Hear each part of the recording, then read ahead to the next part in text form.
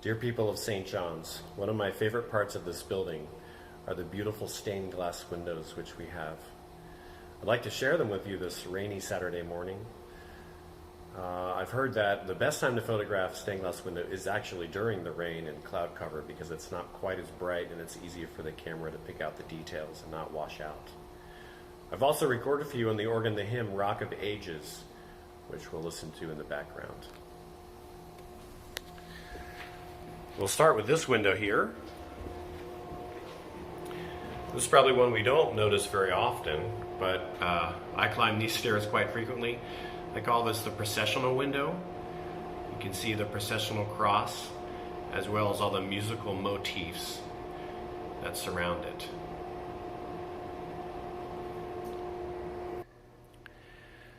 Next, we turn to the two windows which are in the north side of the choir.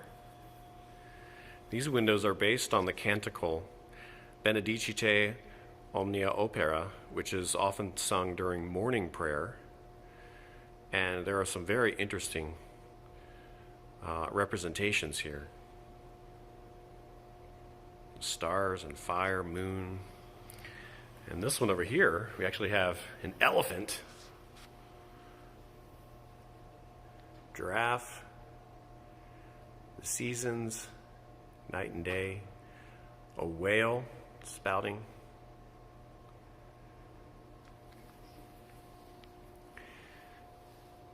Then we turn to the great east window. Center we see Christ. He's seated in glory. You can see the Alpha and Omega.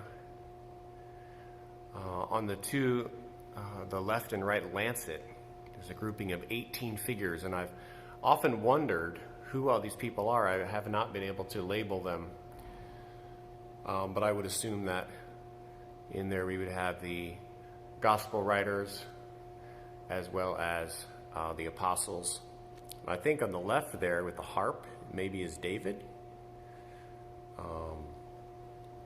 In the center under Christ you can see the Holy Family with the infant Jesus, Joseph and Mary, and maybe that's Elizabeth or Anne, Mary's mother. Here we have the window that's furthest to the east on the south side of the nave. You can see on the left side, Jesus is turning water into wine.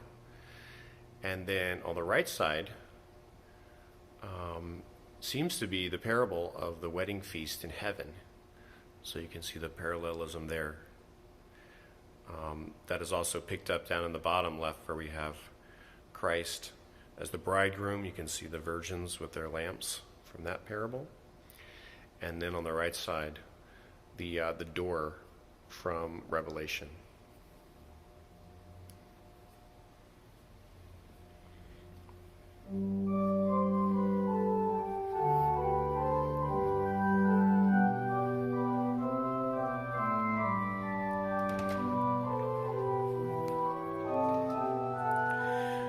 This is the window of children. You can see Jesus welcoming the little children. And down at the bottom, you can see Timothy being taught. It's the bottom left. It says, "From a child, Timothy, thou hast known the Holy Scriptures." And then on the lower right, Jesus taking the bread and fish from the little boy for the feeding of the 5,000.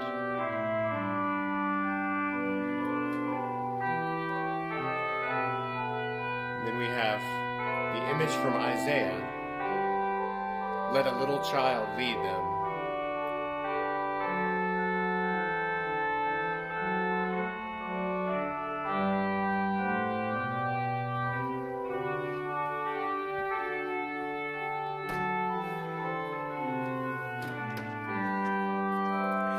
And this is the Good Shepherd window. Jesus is the Good Shepherd who lays down his life for the sheep. Contrasted in the lower right-hand corner with the hireling who is fleeing away at the first sight of danger.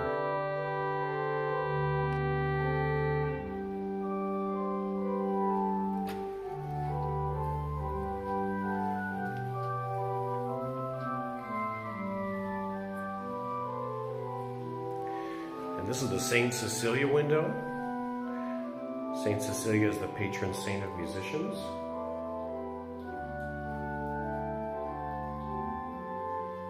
And right next to it is Saint Cornelius.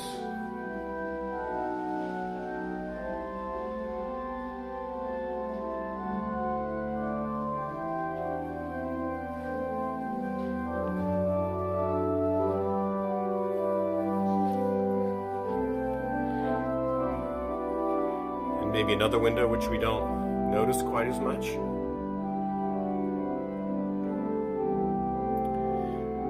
I think it has to do with the baptism of Christ. We see the Holy Spirit, Christ with the water motif, and then the hand symbolizing God the Father at the very top.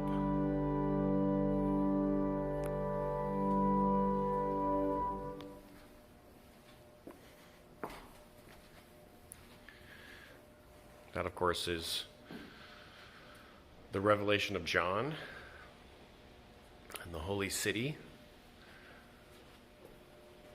which is coming down from God out of heaven.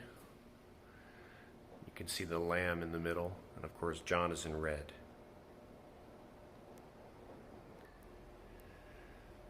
And this is the west window.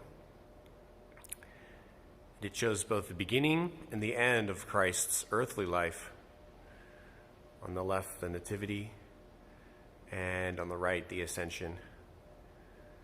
Father Morris thought that this might be the oldest stained glass window in Lancaster.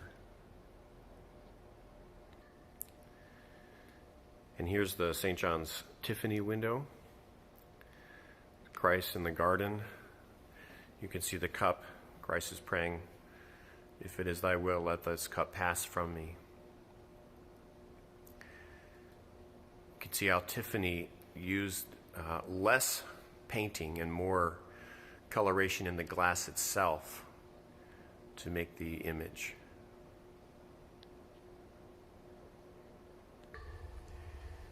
This window took me a very long time to discover. It's behind the altar in the chapel. I take this to be David and Goliath.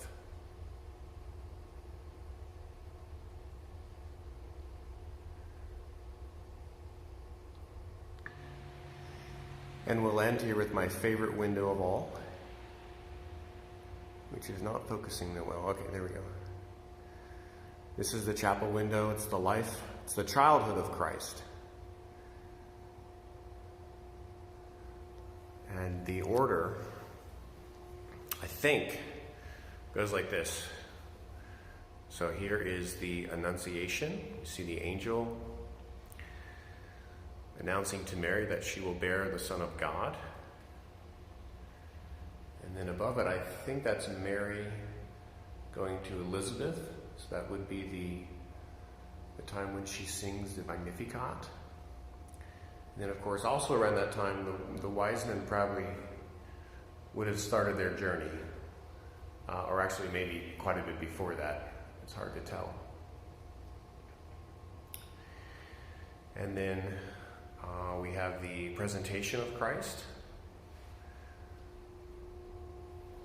So that would be Simeon, and he sings his song, and they're offering the 2 turtle doves, and the flight to Egypt, and then of course the story when Jesus is about 12. When he gets lost from his parents, he's not lost, but they can't find him, and he is going about his father's business, teaching in the temple. And then, of course, at the very top, Mary and Jesus.